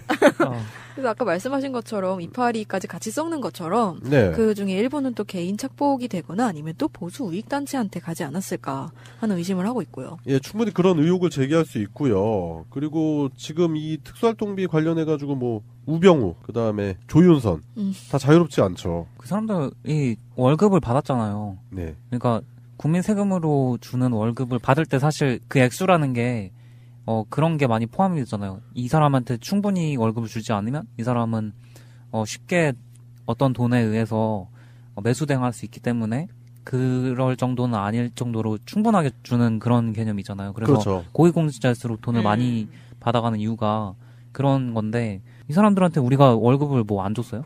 우리가 뭐 월급 떼고 도망간 사장도 아니고 우리가 돈을 안 준 것도 아닌데 왜 받은 거 말고 또 돈을 또 이렇게 챙겨가지고 맘대로 썼는지 이해가 안 가고요. 그 심리가 그거예요. 월급은 월급이고 또 품위 유지도 해야 되고 뭐 이런 식이겠지. 보너스를 받아갈 거면 뭐 일을 잘해놓고 그러니까. 보너스를 받아가면 또 그렇죠. 말이 일은 되는데. 완전히 뭐 이명박 5년, 박근혜 4년 동안 완전히 나라를 쑥대밭에 만들어 놓고 진짜 염치 없는 사람들이죠. 근데 어떻게 보면 박근혜 시절 국정원장들이 모두 이런 착복을 했고 네. 그것도 매달 누구에게 지급한다는 거는 그 이전에도 이런 관행이 계속해서 존재하고 있었고 네. 이게 굉장히 당연시하는 문화가 있었기 때문이라고 저는 좀 생각을 해봤었거든요. 네, 그렇죠. 뭐 국정원 하면 떼놓을 수 없는 사람이 이명박 아닙니까? 그러니까요. 예, 그럼 그 MB 때도 충분히 이런 일이 있었겠죠. 원래 있었던 일이니까 이러면서 했을 것 같아요. 그게 관행. 그 역대 대통령들은 모두 받았다라는 네. 그런 주장을 펼치더라고요. 그 야당. 아, 그래요? 예, 자유한국당에서 그렇게 그게 주장을 물타기지, 이것도. 펼쳤고. 뭐 이제 같이 죽자 이건가 싶다. 그 의미는 김대중 대통령이나 노무현 대통령도 받았다는 의미인 거잖아요. 그렇죠. 근데 실제로 그렇지 않았다고 네. 다른 대통령은 다 받았는데 그 두 분은 안 받았다는 증언이 나왔어요. 네, 맞아요. 네. 그 심지어 노무현 대통령은 터치 자체도 안 했잖아요. 왜냐면 그 국가정보원이라는 곳이 그러니까 권력기관에서 이용을 하게 되면은 그 국민들에게 피해를 줄 수 있다라는 취지에서 그 노터쳤잖아요. 노무현 대통령은. 도덕적으로 봤을 때 굉장히 문제가 있는 사람들이 네. 남한테 다 씌우려고 또 네, 그런 상황인 거죠. 그렇죠. 그래서 전두환이 유명한 말을 왜 나만 갖고 그러냐고 했잖아요. 홍준표도 전두환은 버리더라. 사진 안 걸었어요. 네, 사진 안 걸었잖아요. 그래서 결국에는 이런 특수활동비가 권력을 가진 개인들에게 돌아가서 사적 용도로 쓰여졌다라는 게 정황이 밝혀지고 있고, 관련해서 뭐 이제 또 최경환 할복 발언이라든지 이런 부분들 그런 부분이 나와 있는데, 뭐 이 부분에 대해서 자유롭지 않으신 분들은 지금 오금이 많이 저릴 거예요. 네, 그렇기 때문에 이번 특수활동비 관련한 사건을 철저하게 파헤치려고 하는 그 검찰의 노력이 빛을 발했으면 한다, 그런 생각이 듭니다. 그래요. 오늘의 이슈 세 번째, 국정원장들의 활동비 상납 충성 경쟁, 이렇게 말씀드리면 되겠네요. 대한민국 완전한 대한민국 문재인과 손잡고 다시 하는 우리 대한민국. 끊지 마세요. 끊지 마세요. 금주의 시사. 예, 금주의 시사입니다. 금주의 시사는 송병훈 님이 준비하신 시사를 들어볼 건데, 어떤 시사 준비하셨죠? 예. 이번에는 개표 조작 프로그램이 이명박 정부에 실제로 있었다는 소식을 소개를 해드리려고 합니다. 네. 이게 저번 주에 사실 뉴스가 나왔는데, 이게 스카이 데일리라는 언론사에서 2017년 11월 14일 날 보도한 내용이네요. 이명박 정부 당시에 그 군에 있던 고위 간부가 이제 나중에 실토를 한 내용인데요. 네. 국가정보원과 군이 개표 조작 프로그램을 개발을 실제로 했었고, 네. 그때 당시에 그것과 연결해서 스마트폰 도청 장치를 보유를 하고 있었다, 그렇게 제보를 하셨고요. 네. 그게 이제 2013년에 이제 제보가 된 내용인데, 사실로 이제 확인이 됐다는 뉴스가 이번에 뜨게 된 겁니다. 이게 지속적으로 의혹 제기는 있었잖아요. 네. 예. 저희가 이제 시민의 눈을, 제가 이제 저죠, 사실 제가 하는 거죠. 예. 저도 했었으니까. 예, 제가 그 시민의 눈에 사실 들어가서 미친 듯이 하는 이유가 사실은 어떤 책임감 때문이거든요. 송병훈님 고생 많이 했어요, 진짜. 네. 그때 솔직히 제가 고마웠던 게 뭐냐면은, 그때 그 선관위 그 암호라든지 이런 부분들 방송하기가 지금은 좀 모르겠는데, 그때 당시에는 하면서도 제가 좀 겁이 났어요. 저 친구 저래도 괜찮을까? 저러다 큰일 나는 거 아닌가 해가지고 좀 걱정이 많이 됐었죠. 근데 용기 있게 얘기하고, 오히려 저보다 더 그 부분에 대해서 뭐 쿨하게, 뭐 상관없습니다, 뭐 이렇게 얘기하는데 좀 많이 고맙더라고요. 제가 뭐 어떤 보상을 요구하고 한 게 아니고, 사실은 저는 개인적으로는 그런 책임감이 있었어요. 직업인으로서, 네. 어떤 전문 직업인으로서 내가 프로그램을 만드는 사람인데 똑같은 프로그램을 만드는 사람일 거 아니에요. 네. 근데 그런 사람이 개표를 조작하는 프로그램을 만들어서 그거를 사용을 했다는 의심이 들어서, 그게 이제 제가 마치 그걸 이제 저지른 것 같은 기분인 거죠. 프로그래머로서의 그 도의적 책임. 네. 어떻게 보면 이제 공익을 위해서 그런 게 쓰여져야 되는데, 사회에 해악을 끼치려고 쓰여진 거에 대한 일종의 바로잡기를 내가 같은 프로그래머로서 해야 되지 않겠나라는 사명감이 생기신 것 같네요. 네. 그게 이제 개인적인 연결점이 있어요. 그런데 이제 그런 거가 기사를 통해서, 네. 사실 그런 부분이 제 부각을 받고 있는 점이 굉장히 그 긍정적인 변화라고 생각을 해서, 네네. 저도 이제 간만에 한시름 놓게 된 기사라서 소개를 하게 됐습니다. 그 사실은 이 프로그램을 만들었으면은 그 프로그램을 만든 사람이 본인이 그런 걸 만들었다고 사실 나오면은 가장 깔끔하게 문제가 해결이 되는 거잖아요. 네네. 근데 그게 이제 사실적인 몇 가지 그 이유 때문에 이걸 만든 사람이 나올 수가 없어요. 그러니까 이명박이 일을 어떻게 처리하는지를 보시면은 아시겠지만은, 이 프로그램 만든 사람은 그러니까 생명이 없어요. 생명이 없다고요? 네. 그게 무슨 말이죠? 그러니까 이걸 만든 사람은 아예 이제 그러니까 아주 옛날에 고대 시대 때 성을 지을 때 있잖아요. 네네. 그 성을 지을 때 그 성을 설계하는 사람이 있을 거 아니에요. 네. 그 사람들은 성에 여러 가지 함정을 만들고 그 함정들을 설계를 하고 그리고 미로를 만들고 비밀문 같은 걸 만들잖아요. 트랩. 네. 그런 것들을 만든 사람들이 나중에 이제 성을 다 완성해놓고 나면은 입을 다물게 하기 위해서 이제 맞아요. 수청당하잖아요. 그렇죠. 이제 같이 뭐 묻어버린다든지 뭐 네. 그런 게 있었죠. 뭐 이집트에서도 있었고 뭐 중국에서도 있었고. 네, 똑같이 생각하시면 될 것 같아요. 그래서 이 프로그램을 만든 사람은 절대로 나와서 얘기를 할 수 있는 사람이 아니고요. 뭐 양세병님도 그렇고 이 작가님도 그렇고 저도 그렇고 좀 듣다가 갑자기 망치로 머리를 얻어맞은 기분인데, 하여튼 그 어떻게 해석을 해야 될지는 뭐 애청자분들이 아실 것 같고, 그래서 저희가 또 부연 설명 안 드릴 건데 어떤 근거로 그런 말씀을 하시는지가 좀 궁금한데요, 저는. 개인적으로 친구니까요. 네. 친구요? 예. 그런 것 때문에 개인적으로 이제 친구 대신 이제 복수하는 느낌으로 일을 열심히 한 거죠. 그래서 그런 거고, 이제. 제가 시민의 눈 하면서, 우리가 시민의 눈 한 지가 한 2년 정도 됐잖아요. 총선 때부터 했는데, 왜 저 친구가 저걸 미친 듯이 할까? 나는 그런 사명감이 있는 줄 알았는데 그게 아니었다. 네, 그런 부분도 저를 있었지만. 그렇게 보시면 안 되는 거죠. 네. 저도 그냥 연약한 한 명의 인간일 뿐이고요. 하여튼 뭐 그래서 시민의 눈 활동에 매진하시게 된 거고, 그 프로그램을, 그러니까 이명박 때 이용됐던 프로그램을 개발한 사람이랑 인간적인 그 교류가 있었던 분이시다. 시민의 눈 쪽에서 있었던 IT 관련한 모든 그런 방어라든지 시스템 구축은 다 송병호님이 만드신 거잖아요. 네, 뭐 그렇죠. 제 손을 거쳐갔죠. 그렇죠.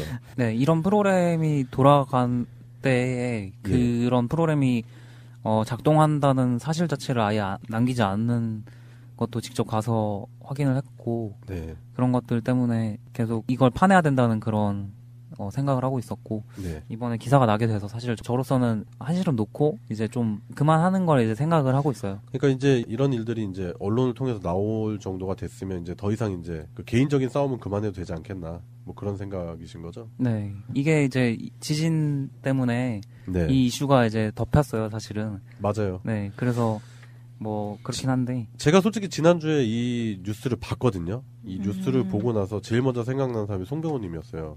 네, 지난주에 이제 개인적인 일 때문에 방송을 결방한다고 해서 이건 내가 다뤄볼까 했어요, 솔직히. 근데 아니다, 이건 내가 다룰 만한 시사는 아닌 것 같다. 어차피 IT 지식도 없고 그런 컴퓨터 쪽으로 좀 문외하기 때문에 송병호님이 언젠가 얘기를 할 거다라고 했는데, 이제 뭐 바로 다음 주에 얘기를 해주셔도 되는데, 그 사연 안에는 이제 또 개인적인 비극적인 일, 그 지인의 안 좋은 일인 것 같아요. 제가 봤을 때는 그런 부분이 같이 맞물려 있네요. 네. 뭐 그래서 뭐 제가 이때까지 좀 너무 책임을 다 지려고 했는데, 네. 이제는 좀 책임을 내려놓고 다시 사회로 돌아갈 생각을 하고 있습니다. 먹고 사는 거 해. 네. 돈이 최고야. 돈 좀 벌어라. 네. 나도 덕 좀 보자. 뭐 송병호님 말씀 잘하셨는데, 시민의 눈, 그리고 또 이제 이런 IT 관련한 그 뭐랄까 저항 운동 이런 부분에 있어서 송병호님이, 저는 공헌을 많이 했다고 봐요. 근데 뭐 그거를 송병호님 말씀하셨지만 뭐 무슨 대가를 원해서, 아니 내가 이걸 통해서 나중에 사회적인 무언가를 쟁취하기 위해서 그랬다고 전혀 생각이 안 들 정도로, 진짜 뭐 어쩔 때는 뭐 좀 보면 너무 안타까울 정도로 너무 열심히 했잖아요. 우리가 다 봤잖아요. 뭐 녹음하러 오는데 밤새가지고 힘들고 막 그랬었는데, 그런 부분 생각하니까 좀 마음이 많이 안 좋아요, 저는. 예. 그런데 이제 그런 일이 이제 사회 표면적으로 이제 슬슬 나오고 있기 때문에 이제 그만하겠다. 근데 그건 아닌 것 같고, 그럴수록 조금 더 이렇게 해주셔야 되지 않겠나, 그런 생각도 듭니다. 뭐예요? 네, 그렇다고 다 놓지 마시고, 네, 방심을 할 수 없는 존재들이잖아요, 우리 상대방들이. 네. 그렇잖아요. 제가 꼭 해야 된다고 생각하는 것 정도는 네, 계속해서 책임지고 하겠습니다. 멋있다. 네, 제가 옆에서 시트콤 찍고 있을 동안 이분이 영화 찍고 있었어. 그러니까. 전극이야, 전극 배우야. 저희 제대로 생각하고 있었어. 나 꽁 타고 있었는데. 그러니까 나 어떤 마음이었던 그게 중요한 게 아니라, 시민의 눈이라는 단체가 조직이 되고, 그 사람들이 솔직히 돈 받고 하는 거 아니었잖아요. 우리 선거 기간 동안에 그 진짜 각 지역 선거구마다 진짜 거기서 있었던 그 구구절절한 사연들 얘기하자면은 그 백서 나오잖아요. 이제 시민은 백서. 그렇죠. 선거 기간 동안. 언젠가 나오겠죠. 하여튼 만든다고 했으니까. 네. 그런 일들을 생각해 보면은 지금도 뭐 심장이 뛰고 뭉클하고 막 그래요. 마음이 이제 뭉클하고 그런데 다 그랬었던 마음이었던 것 같아요. 이런 뭔가 이상한 미심쩍은 그런 선거 시스템을 보고 그냥 에이 선거가 다 그렇지 뭐 이렇게 넘어간 게 아니라 우리가 한번 바로 잡아보자. 이걸 한번 뜯어 고쳐보자라는 취지로 일으켰던 운동이었던 것 같고 결국 그게 선거 감시를 넘어서서 이제 정책에도 반영이 되려고 하는 뭐 선거 연령을 낮춘다든지 그런 부분들 있잖아요. 그리고 그 수개표를 법적으로 법제화시켜가지고 그 문제가 많은 투표 용지 분류기 자체를 없애는 그런 운동까지 번지게 되는 확산되는 그리고 많은 사람들이 또 그걸 통해서 시민의 눈이 어떤 단체인지를 인식하고 더 많은 분들이 함께하는 그런 계기가 되지 않았나 그런 생각이 들고 그런 일에 대해서 뭐 지금까지 시민의 눈으로 활동하셨던 분들에 대해서 참 감사한 마음이 들어요. 저도 지금은 시민의 눈 활동을 안 하지만 마음 한구석에서는 계속 그 운동 자체를 응원하려고 하는 그런 게 본능적으로 꿈틀꿈틀 되게 되더라고요. 이런 얘기 들으면서 네. 갑자기 그 소년이 온다 얘기가 또 생각이 나는 거예요. 근데 그 사람들, 그분들도 운동에 참여하게 된 계기가 뭔가 이념을 지키기 위해서 이런 게 아니었잖아요, 처음에. 네. 그냥 내 옆에 있는 소중한 사람이 갑자기 나쁜 일을 당했는데 그 원인이 거기에 있어. 나는 민주주의는 뭔지는 잘 모르겠지만 내 옆에 있는 사람이 다치는 건 견딜 수가 없어. 라고 해석해서 이제 행동을 하게 되는 거잖아요. 네. 근데 오히려 그게 이념에 매몰되는 것보다 훨씬 행동의 본질에 더 다가가기 좋은 것 같아요. 그렇죠. 네. 예. 내 주변 사람에게 일어났던 일에 대해서 그냥 그거를 비겁하게 넘어가지 않는 거죠. 그렇죠. 예, 네. 그 사람의 억울함이라든지 아니면 그 사람에 대한 의리 그걸 지키기 위해서 실제로 행동을 했다라는 거. 그렇게까지 친해진 건 아니었어요. 그래도. 친구였을 뿐이지만은 그냥 네. 죽는다. 끼얹지 마 그런 거. 겨우 감정 잡아가지고 이렇게 가는데.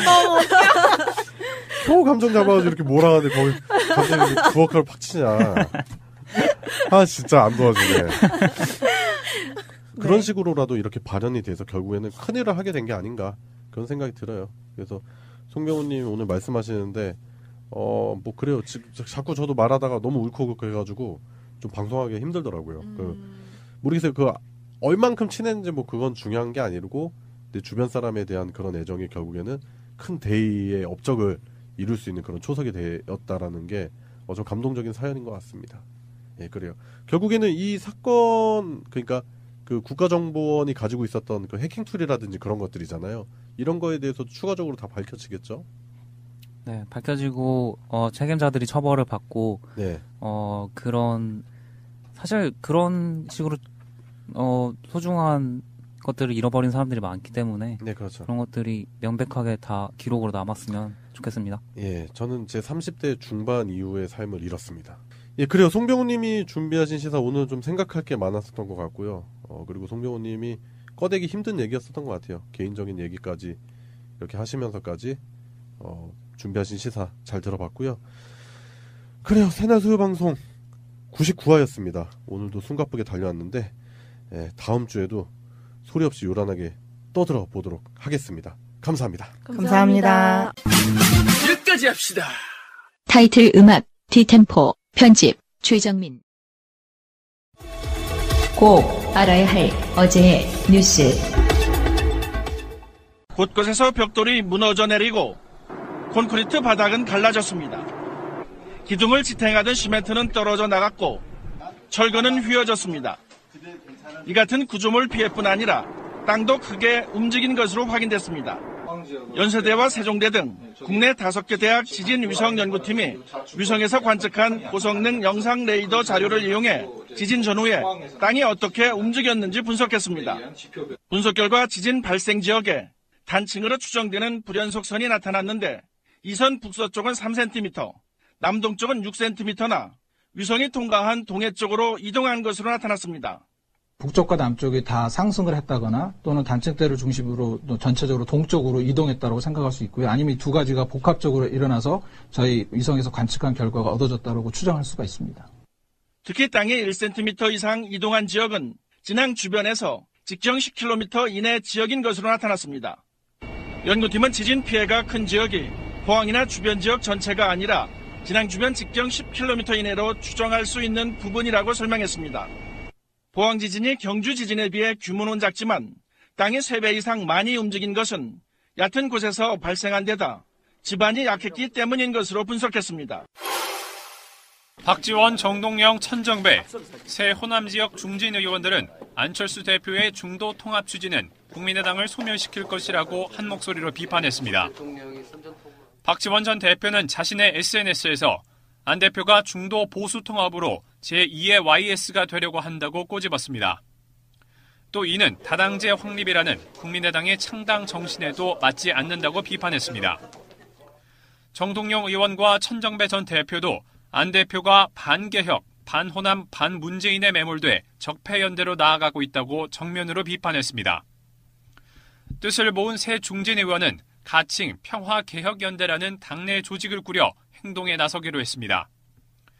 국민의당의 호남 출신 의원들과 초재선, 비례대표 의원들을 모두 망라한 조직을 꾸려 안 대표의 중도 보수 통합 추진을 저지하겠다는 계획입니다. 오는 21일 바른정당과의 통합 문제를 놓고 벌일 이른바 끝장 토론에서 참여 서명을 받은 뒤 본격적인 활동에 들어가기로 했습니다. 우리가 지향하는 이 정체성이 평화하고 또 개혁이기 때문에 궁극적으로 국민의당 40명 국회의원 중에 거의 전부가 우리의 뜻에 함께하고 동참하리라고 봅니다. 일각에서는 바른정당과의 통합으로 활로를 찾으려는 안 대표와 이에 반대하는 호남 중진이 정면 충돌하면서 자칫 당이 쪼개지는 것 아니냐는 우려의 목소리도 나오지만 이들 의원들은 당을 지키기 위한 것이라고 선을 그었습니다. 고 김건우 군의 어머니 김미나 씨가 분주히 발걸음을 옮깁니다. 임시 숙소에서 머물고 있는 김 씨는 하루 2번 세월호가 거치된 통제구역으로 향합니다.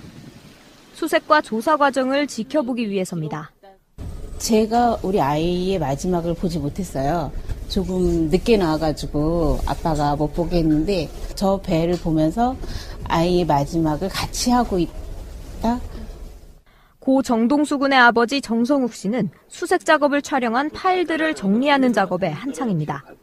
지금 작업 영상을 잘 파일별로 좀 나누고 있어요. 이렇게 봐가면서 꼼꼼히 그날 있었던 것을.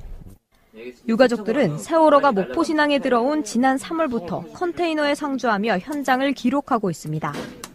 동거차도 산중턱에서 사고 해역을 내려다보던 생활까지 더하면 몇 년 빠지고 있는 상태래요. 근데 원인을 결국에는 밝혀내지 못한 걸로 마무리가 됐죠. 예, 그래요. 그래가지고 당시 이제 또 안타까운 게 필드하키 국가대표 선수가 계셨어요. 김순덕 선수라고. 그분의 장남이 이제 여기서 잃고 이분이 나중에 이제 그 보도 프로그램에 나오셨는데 뉴질랜드로 아예 다 이민을 가버렸어요.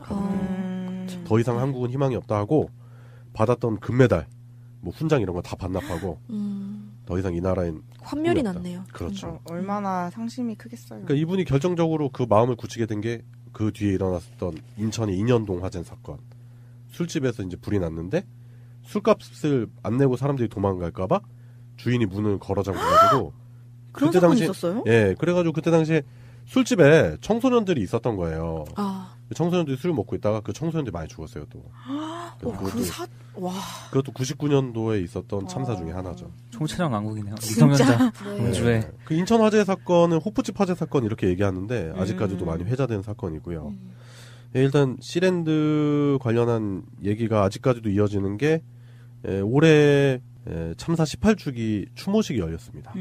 그래서 이제 당시에 그 부모님들이 오신 거예요. 근데 지금 생각해 보면은 양세병님이나 이 작가님 나이대 친구들이거든요. 그렇죠. 네, 그러니까 당시에 30대 중반이었던 부모님들이 50대 이렇게 돼가지고 와서 아직까지도 자식에 대한 그리움 그게 이제 사무쳐가지고 죽는 그날까지 고통이 끝나지 않을 것이다. 뭐 이런 말씀도 하셨다고 하더라고요.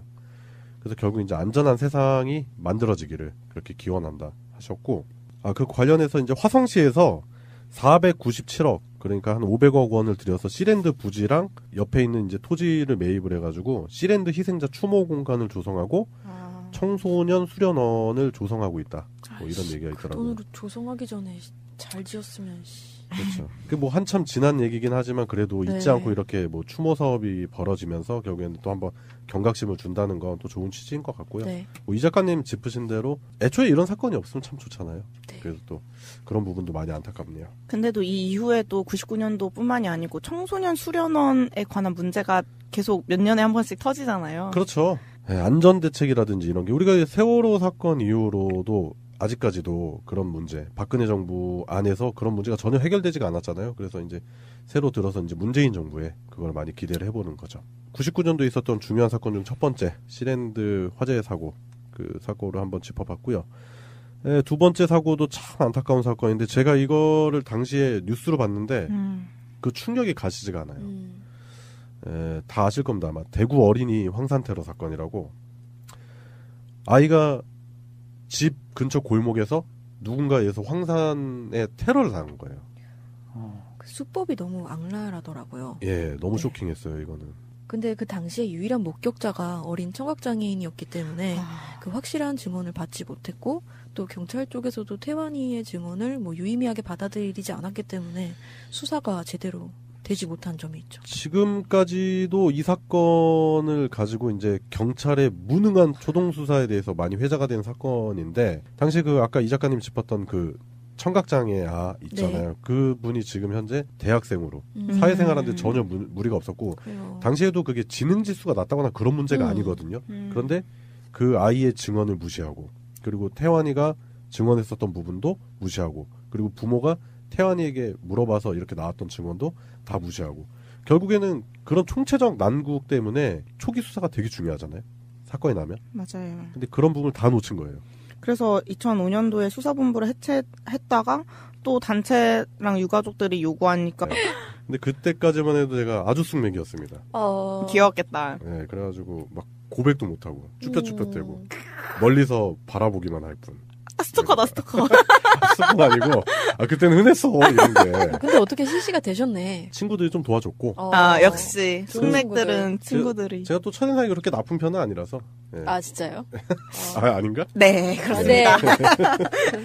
뭐 하여튼, 그래서 제가 이제 입학하고 나서 이제 얼마 지나지 않아서 이제 학교 행사에서 단체로 술을 먹는 날이 있었는데, 잠깐 나오라 그러고, 제가 도로에 누웠어요. 왜 그랬어요? 내 고백을 받아주지 않으면 난 여기서 일어날 수 없겠다. 최악이다. 요즘에는 데이트 폭력으로 잡혀가는 거 알죠? 아니, 근데 그때 당시에는 그게 또 그 순수하고. 그죠. 그때는 맞아요. 예, 애틋하고 뭐 그런 건데. 먹혔구나. 뭐 하여튼 그래가지고 이제 CC가 됐어요. 그래서. 그래서 뭐, 나중에 이제 그걸로 이제 사연 보내서 라디오 사연도 상담. 정말? 네. 최근에 우리 아들이 저한테 아빠는 첫사랑이 누구야 이러더라고. 좀 생뚱맞잖아요, 애가. 그러네요. 그래서 저는 아무 꺼리낌 없이 엄마지 막 이랬죠. 당연하죠. 네, 멀리서 우리 와이프가 마치 현재 야당 의원들을 바라보는 국민들의 표정으로. 근데 아이들한테는 굳이 얘기해줄 필요 있나요? 뭐 구라를 치느냐 뭐 이런 표정이었는데 뭐 하여튼 그랬는데 이게 인연이 되게 웃긴 게 뭐냐면 그때 당시에 저랑 와이프가 같은 학교였는데 서로 모르는 사이였어요. 결혼하기 전에 있었던 뭐 시시콜콜한 그런 연애에 관련된 얘기들을 하다가 이 얘기를 했더니 와이프가 그때 봤대요, 제가. 도로에 누운 애. 도로에 누운 애 보고 버스에서 이렇게 딱 보고 우리 와이프가 친구들이랑 술 처먹고 저기서 또 누웠다고 누구 한 명. 재밌다. 와, 네. 재밌다. 그래가지고 그 일로 인연이 돼가지고 이제 인생에 더 결혼까지 하게 된 거죠. 뭐 하여튼 제 개인적으로 이런 일이 있었는데 근데 그런 거 보면 약간 운명이 있는 것 같기도 하고 좀 재밌네요. 네. 그래서 서로 이제 모르다가 이제 나중에 사회에서 만나서 결혼한 케이스죠. 예, 뭐 제가 제 개인적으로 이제 좀 재밌는 일로 좀 오픈을 했는데 왜 그랬냐면 이제 99년도에 안 좋은 일들이 좀 많아서 오늘 소개해드릴 일들이 안 좋은 사건들이다. 예, 일단은 좀 분위기를 화기애애하게 환기시키고 갈 겸 해서 좀 말씀드린 거고요. 99년도에 좀 안타까운 사건이 많았어요. 일단 첫 번째 사건이 이제 시랜드 수련원 화재 사건이라고, 그 대형 참사가 일어났죠. 근데 문제는 당시 이제 피해자들이 어린 유치원생이었다는 게 문제였어요. 보니까 이게 6월 30날 일어난 사건이고 네. 경기도 화성군에 있던 그 시랜드 청소년 수련원에서 일어난 건데 당시에 초등학생, 유치원생 그리고 뭐 인솔 교사나 강사분들까지 해서 다 544명 있었는데 유치원생만 19명, 네. 강사 및 교사 4명 이렇게 23명 사망하셨어요. 네. 예, 적합한 기준이 아닌데 개설 허가를 내줬다라는 그런 의혹까지 나중에 이제 관련 공무원 폭로까지 있었고 그리고 사고가 났을 때 초동 조치가 너무 미흡했다는 거. 1시간 뒤에 소방이 왔다고 하더라고요. 예, 그 화재가 여러분도 잘 아시겠지만 이게 화재가 문제가 뭐냐면 불에 타서 뭐 이런 게 문제가 아니라 연기? 예, 그 연기가 발생을 하잖아요. 근데 그게 한꺼번에 나중에 폭발하기도 해요. 진짜. 예, 그러니까 우리가 이제 보통 이제 건축물들이 이제 안에 플라스틱 소재 이런 게 많잖아요. 그래서 가스를 응축하고 있다가 한꺼번에 빵 하고 터지는 그것도 무서운 데다가 질식하는 문제. 네. 그리고 당시에 어린 학생들이 많이 죽을 수밖에 없었던 거는 그런 문제였다라는 거죠. 특히 기관지가 상대적으로 약했을 거고, 그 대피하는 데 능숙하지 않았을 거고, 그런 안전에 관련된 게 전혀 준비가 안 돼 있는 시설에서 그런 아이들을 받아가지고 결국 이런 참사가 일어난 거죠. 보니까 문제가 진짜 많았더라고요. 뭐 네. 지어질 때부터 문제고 뭐 수사까지도 문제인데 첫 번째로 대두된 게 원래 모기향에서 불이 번졌다라고 했는데 실험 결과 모기향으로는 그렇게 화재가 날 수 없다는 걸 확인했고 네. 그래서 전기 누전 쪽으로 의견이 이제 세월호 곁을 떠나지 않고 있는 겁니다. 왜 구하지 않았니? 구할 수 있는 충분한 시간이 있었는데 그 이유를 알고 싶어서 세월호를 계속 쫓아다니는 겁니다. 다른 이유가 없어요. 아이가 마지막 순간을 보낸 세월호를 코앞에서 바라보는 일은 여전히 고통스럽습니다. 정말 괴물 같았어요. 인간의 욕심덩어리잖아요, 저게. 정말 악마 같았고 용서할 수 없는 배였어요. 하지만 훗날 떳떳하게 아이를 만나기 위해선 일을 멈출 수 없습니다. 엄마니까. 이건 뭐 바뀔 수 없는 거잖아요. 엄마니까. 내가 안 하면 누가 할 건데. 차디찬 바닷바람에 더욱 뻣뻣해진 세월호는 오늘도 아무 말 없이 무겁게 누워 있습니다. 유가족들은 말 못하는 세월호의 옆을 지키고 있습니다. 방송 중간에 좋아요를 눌러주시면 새날팀들에게 큰 힘이 됩니다. 미리 감사합니다. 소요 방송 출연자들의 평균 연령은 26세입니다. 청년들의 목소리를 들어보자는 의도로 기획된 방송입니다.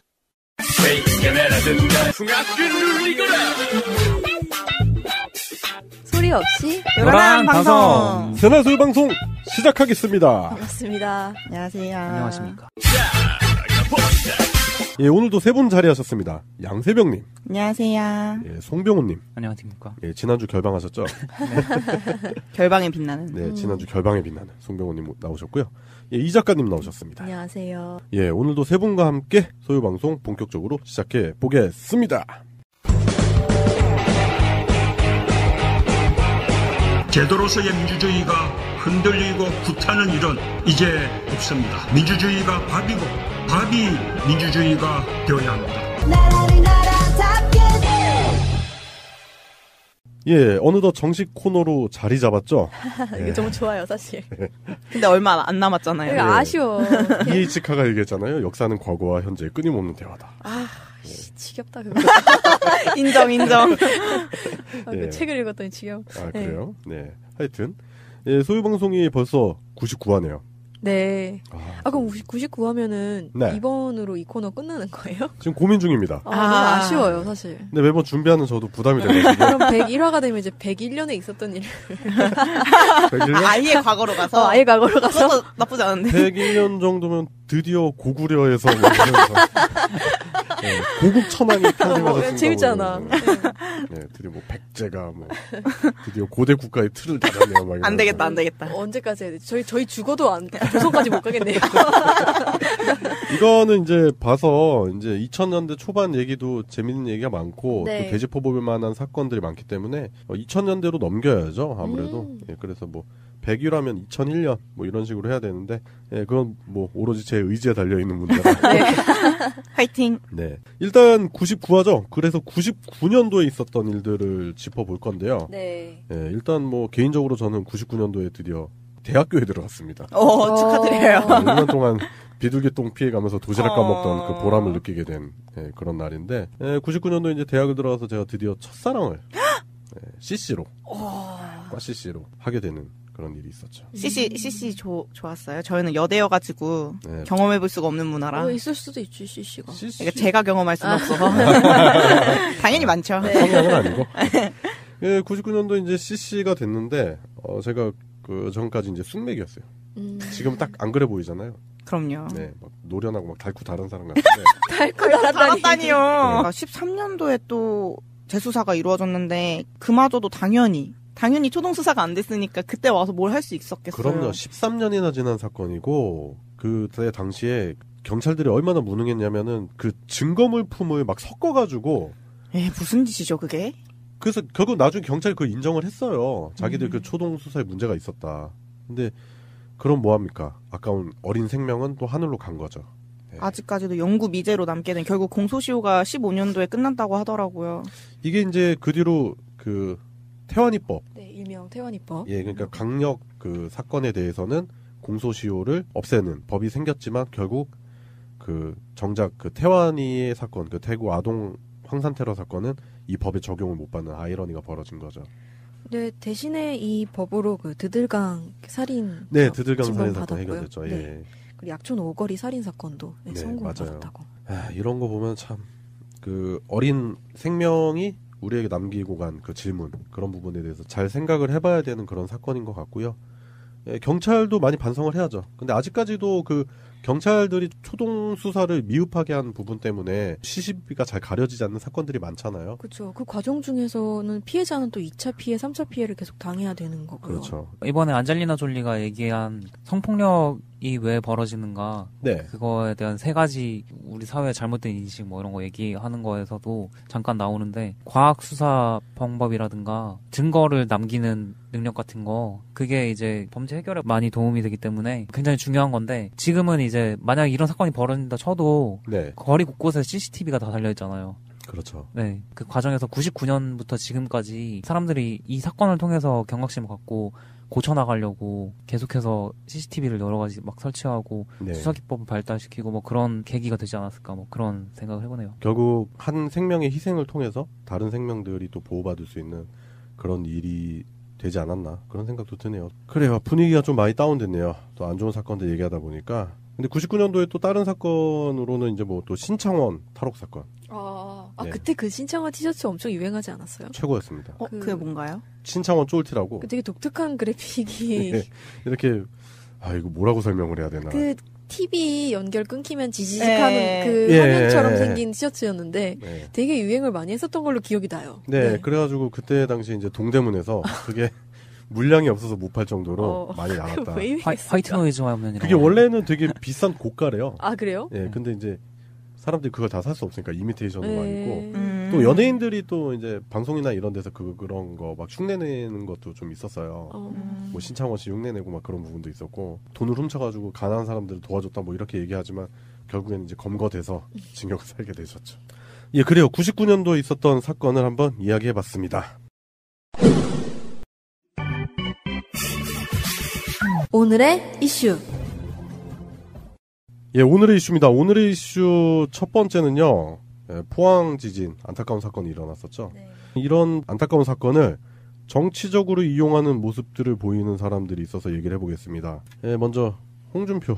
네. 우리가 지금 4주째인가요? 홍준표 얘기가 빠지질 않네요. 그러니까요. 잘 팔려요, 이 뉴스가. 제가 얘기를 안 하고 싶은데 우리 토요일마다 이렇게 제가 이제 뉴스를 서칭하고 오잖아요. 꼭 들어가 있어. 네, 이제 들을 때마다 복장 터져가지고. 네. 하여튼 일단 홍준표 자유한국당 대표죠.